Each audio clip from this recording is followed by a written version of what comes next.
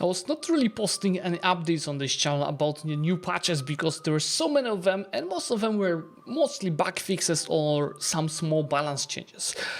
But the patch that was released yesterday is giving some important balance changes and is for now a beta patch that you can access yourselves. This video will be summarizing what is actually different about that patch, because we'll be talking about some associated values changes, including balance to your subjects, AI rebalance, and many other things that will be of interest, like fixing AI automats. I don't know how efficient this patch will be because I did not play it yet, but if you would like to enable yourself into that beta patch, you can go to your Steam, right click on the game, go to properties, betas, and choose 1.0.8 from the beta participation. This will update your game to use it. So first of all, we've got some new features. They added for free 8 new advances for the Aztecs from Mabel, as well as another 6 for the 2 Sicilis from Mabel tag. Then we've got plenty of rebalance changes to the gameplay, most important one being rebalance to the centralization versus decentralization associated value. Before, centralization was so OP, it was a no-brainer to go for it. It was just made harder because so many modifiers got you towards decentralization in 1337. Right now you'll see that at max centralization you're losing loyalty of the subjects, while at max decentralization you're gonna get 30 of loyalty of the subjects and also more estate satisfaction equilibrium than before. The issue that they have with the change is that they rebalance how the associated value drifts between the two, depending on quantity of your subjects. So see, for example, my point campaign, out of nowhere on this patch, I'll be going 1.8 towards decentralization, because you see it's 0.02 for every fiefdom and 0.02 for every vassals that you have. And because I have 73 of these subjects, I will be towards decentralization in no time. I think they did maybe go a bit too far, but yeah, I'm probably gonna lose my whole bonus to centralization very quickly in this campaign. What they also added is that the ruler's Diplo ability also impacts subjects' loyalty.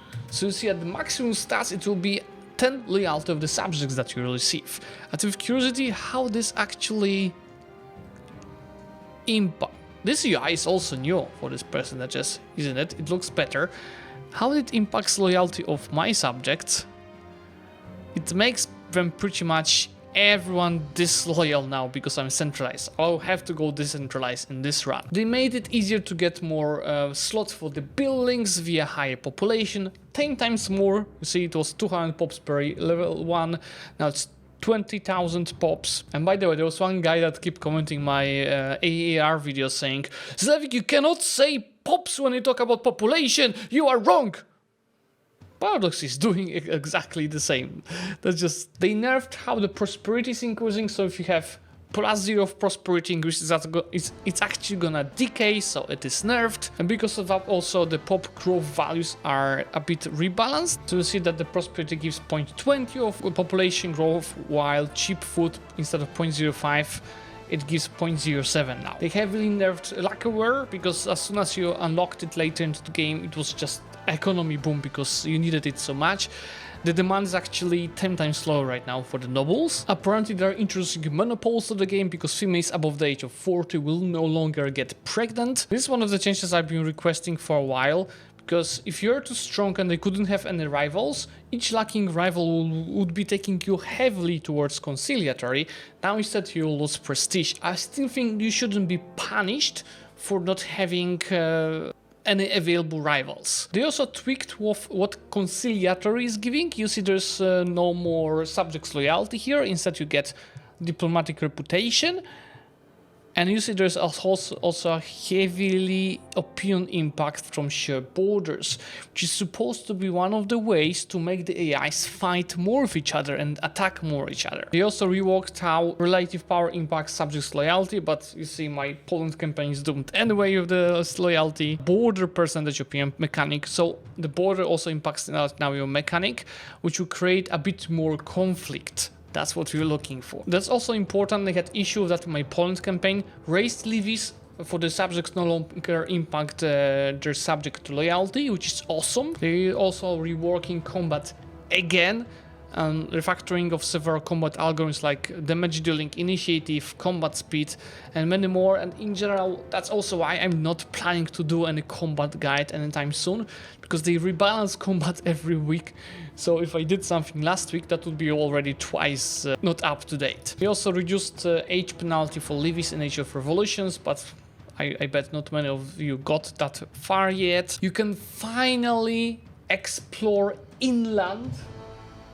Yes, I'm also waiting for a possibility to buy maps from the other nations. That's such a basic feature that should be there in game for especially big conquest campaigns. They're also changing the 1337 alliances of the Mamluks with the Beyliks, probably to also make the life of Ottoman AI a bit easier to expand in Anatolia. There's also plenty of changes to situations, including rise of the Turks.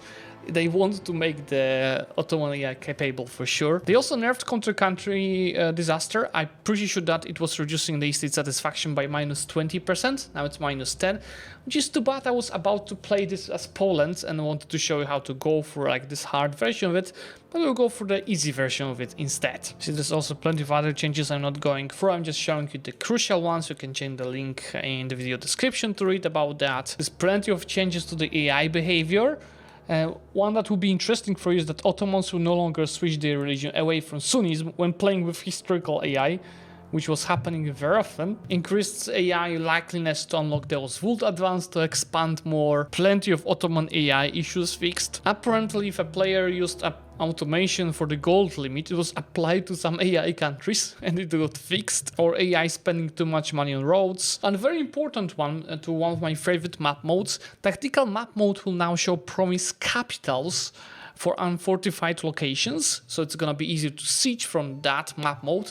I also wish they added rivers to that map. Plenty of changes and fixes to the tooltips, as you see, for example, knowing what declaring bankruptcy actually does. Improved estate tooltips that might be related to what I was sharing to you in the UI. Improved suggested trades. If you're lazy, you want to do it just for the UI, or making the suggestions less prone to failing. That's probably for the situations where you have a very low trade advantage and you're very likely to just be your trade to be overtaken by someone else. Couple of desyncs fixed for the multiplayer.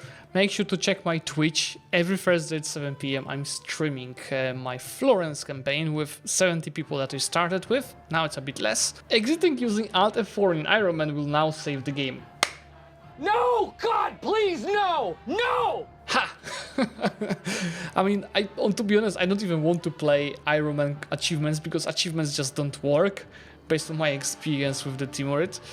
They need to fix the achievements tooltips. That's when I'll be playing for more achievements. Also some looks like performance improvements, and also I've seen that there will be improvements to how enforced succession law is working. You remember when my Poland campaign was not really clear why I can or cannot enforce succession law on Halic as Poland, and now also enforcing succession law is not gonna enforce your succession law, but rather a succession law that will allow you to keep the union. So for example, if you're Poland, you're Catholic and Halic is Orthodox, you're not gonna enforce on them same religion heir, because that's not gonna allow you to continue the union, but instead it's gonna enforce same religion group heir. So this way you're gonna keep the union, fixing one of the biggest issues for the people trying to play as Poland. So yeah, as you see, in general, this patch is supposed to rebalance a lot how you play with the subjects, with this centralized versus decentralized. I feel like the meta now will be to, in early game, play with decentralization, lots of subjects, and then over time, when you annex the subjects, to start playing centralized. That's what I'm gonna try playing as Poland.